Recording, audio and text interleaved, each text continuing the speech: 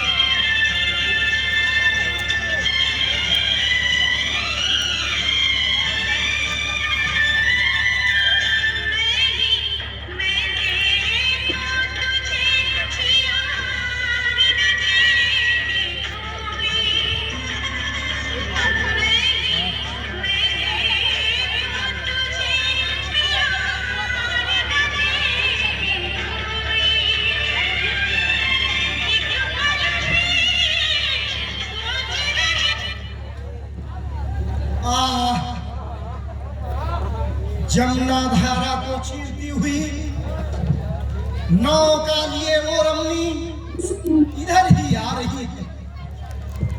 कैसा अलौकिक रूप है, जैसे जमुना के जल से स्वर्ग की उदय सुषमा का उदय हो रहा है। लगता है मानो किसी सरोवर का कमल बहकर जमुना की धारा में चली आ रही है। वह रमणी नौका लिए इधर ही आ रही है।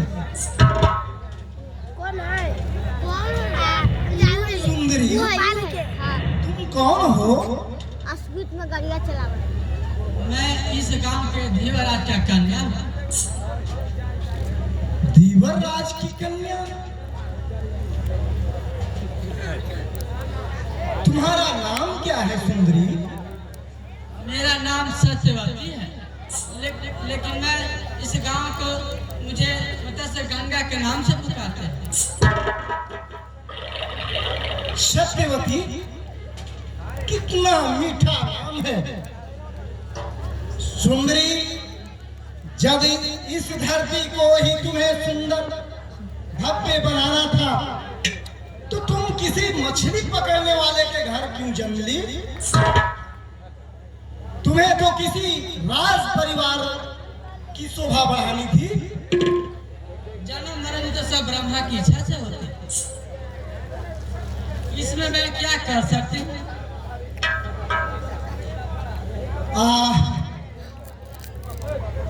ब्रह्मा जी से कितनी बड़ी भूल हो गई जो ऐसी सुंदरी का एक धीवर के घर में जन्म दी। हमने आज तक ऐसी रूपसी कन्या नहीं देखा। सुंदरी, क्या तुम्हारा विवाह हो चुका है? विवाह? हाँ, चुप क्यों हो गई? क्या तुम्हारा विवाह अभी नहीं हुआ है? समझ गई, आपको नौका नहीं चाहिए। आप मुझे अकेले देख छेड़ना चाहते हैं।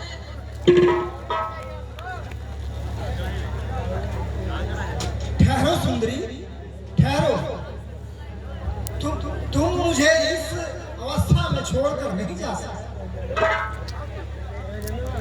तुम्हारे हाथ जमुना में नौका खेलने के लिए नहीं है। तुम्हारा ये हाथ किसी राजा के गले के हार बनने के लिए है। तुम्हारी मोहनी आंखों ने मेरे हृदय को विचलित कर दिया है। तुम्हारे नैनों की जादू ने हमें मोहित कर दिया है। मैं किसी भी कीमत पर तुम्हें पाना चाहूंगा। क्या चाहते हैं? उधर सामने देखो, जैसे जल से बंधी हुई नौका पत्थर से बंधी हुई कितने स्थिर दिख रही है, वैसे ही मैं चाहता हूं कि तुम उसी नौका के समान मेरे साथ परिणय रूपी बंधन में बंध जाओ।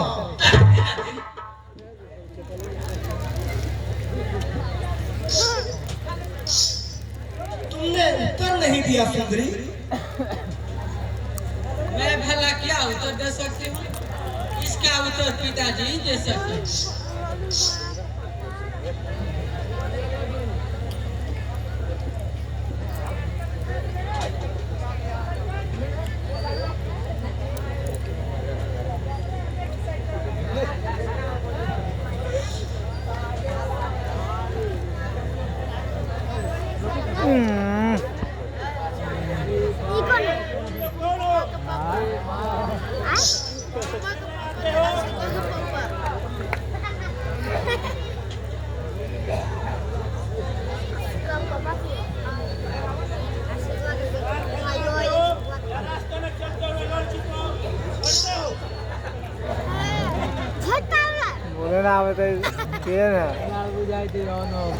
मैं तुम दोनों को खोपड़ी तोड़ता हूँ। जानता नहीं ये धीवाराज का कन्या है। पिताजी इन्होंने तो कोई अत्याचार नहीं किया।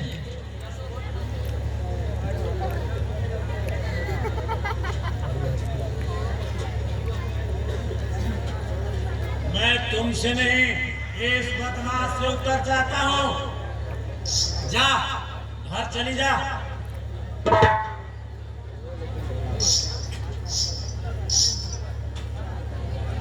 हाँ अब बताओ तुम दोनों प्रेम जाल में कन्या को फंसाना चाहते हो?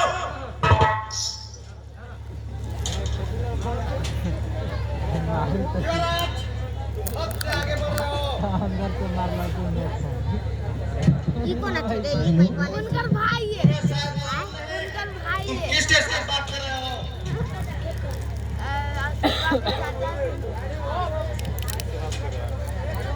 तुम्हें जो कुछ भी पूछना है शांति से पूछो। क्या शांत रहो? एक तो चोरे ऊपर से सीना जोरे। शायद तुम्हें मालूम नहीं मैं यहाँ का सरदार हूँ। मुझे गुस्सा आता है तो भाला भोग देता है। देवराज, मैं तुम्हारी लड़की के साथ कोई अनुचित व्यवहार नहीं किया। मैं क्षत्रिय हूँ और सच्चा क्षत्रिय हूँ। मैं किसी दुर्बल पर अत्याचार नहीं करता। अत्याचार करके तुम बच के थोड़े ही जा सकते हो। जानता नहीं ये राजन्यायमूर्ति महाराज शांतनु का है।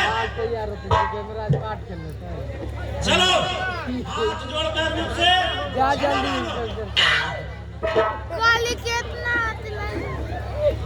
तुम्हारी यही इच्छा है कि मैं तुमसे क्षमा मांगू?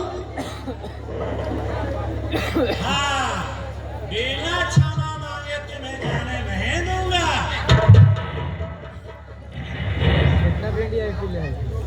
इस समय महाराज शांतनु यहाँ नहीं है। अगर वरना शांतनु रहते तो छोड़ने का कठोर से कठोर सजा देते।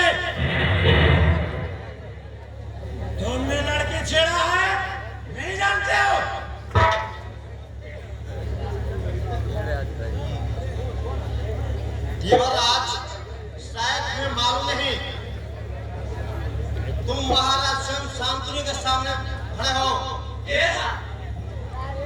और यह वचन बोल रहे हो?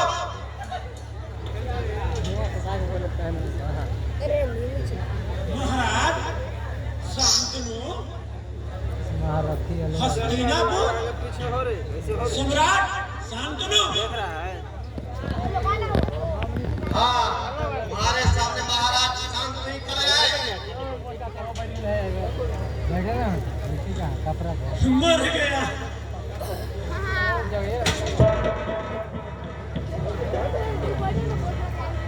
महाराज मुझे क्षमा करें। दिन को तो मेरा रात को तरह तो दिया करता है, दिन को भी आ गया। मैं आपको नहीं पहचाना महाराज। देवराज उठो, मैं तुम पर प्रसन्न हूं कि तुमने अपने राजा के कर्तव्य पालन का परिचय किया है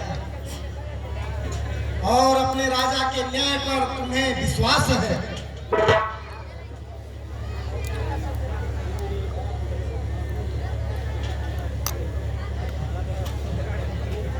महाराज आप धन्य हैं। आप जैसा दयालु न्याय कोई नहीं है। देवराज, तुम देशभक्त प्रजा हो। आज मैं तुमसे एक दान मांगता हूं, क्या तुम दे सकते हो? महाराज मेरे पास मछली और जाल के सिवा है ही क्या? मैं क्या दे सकता हूँ? फिर भी कहिए क्या चाहिए? कन्यादान।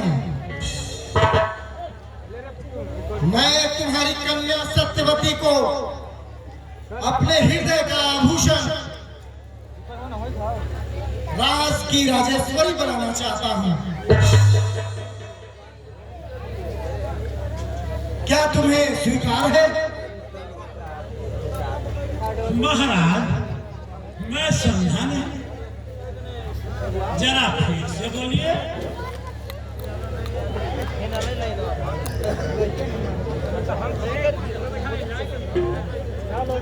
देवराज, महाराज तुम्हारी लड़की सत्यवती से विवाह करना चाहते हैं, समझे?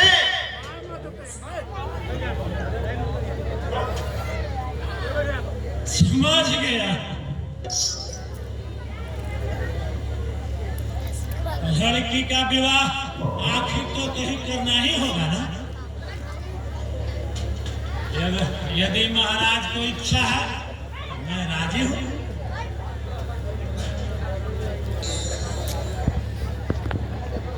किंतु क्या देवराज? माता पिता को कन्यादान से पहले कन्या का भविष्य का भी तो चिंता करना पड़ता है। अगर चाहे तो आज ही विवाह कर लीजिए, किंतु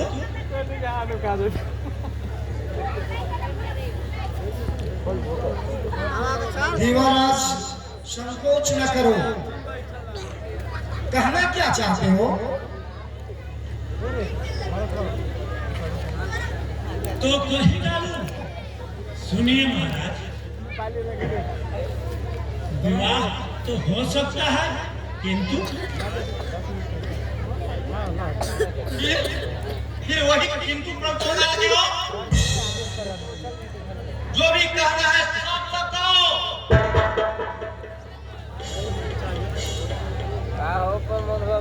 अरे बाबा, यह लड़की का विवाह का मामला है, तुम नहीं समझो।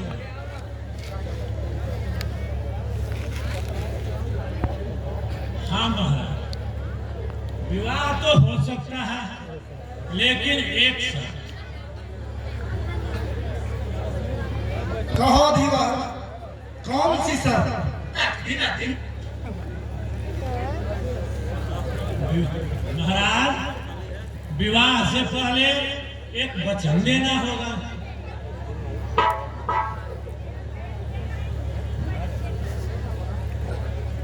विवाह के बाद भी सत्यवती के गर्भ से जन्म लेने वाला पुत्र युवराज ही होगा। आपके पश्चात वही हस्तिनापुर के भविष्य सम्राट बनेंगे।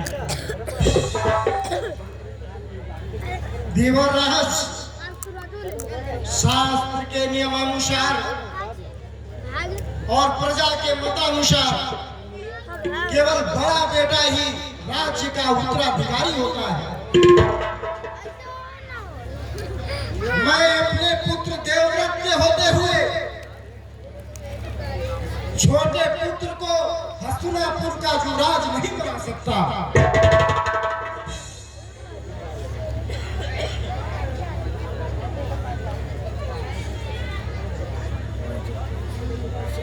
कोई और वचन मान लो देवराज।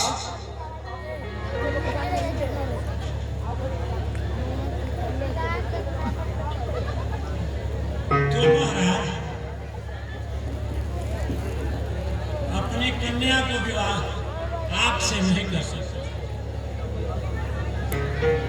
मेरी और कोई शर्त नहीं।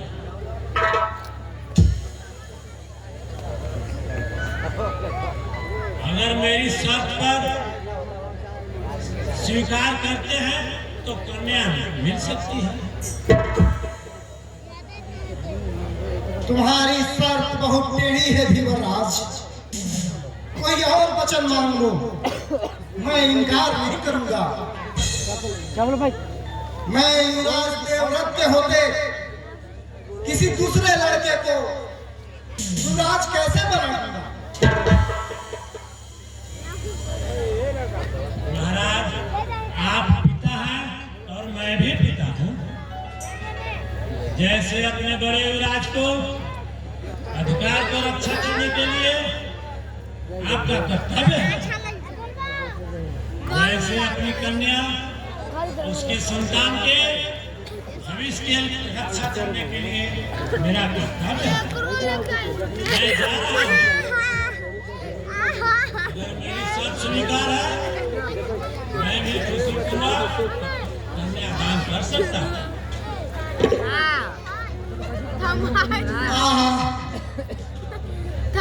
देवराज ने कैसी शर्त रख दी, इसे स्वीकार करना मेरे बस की बात नहीं। क्या मैं अब सत्यवती को कभी नहीं पा सकता?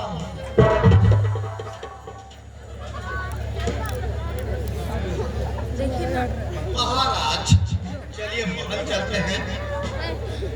इस समय आपकी तबीयत भी नहीं लग रही है। युवराज हो रहे होंगे।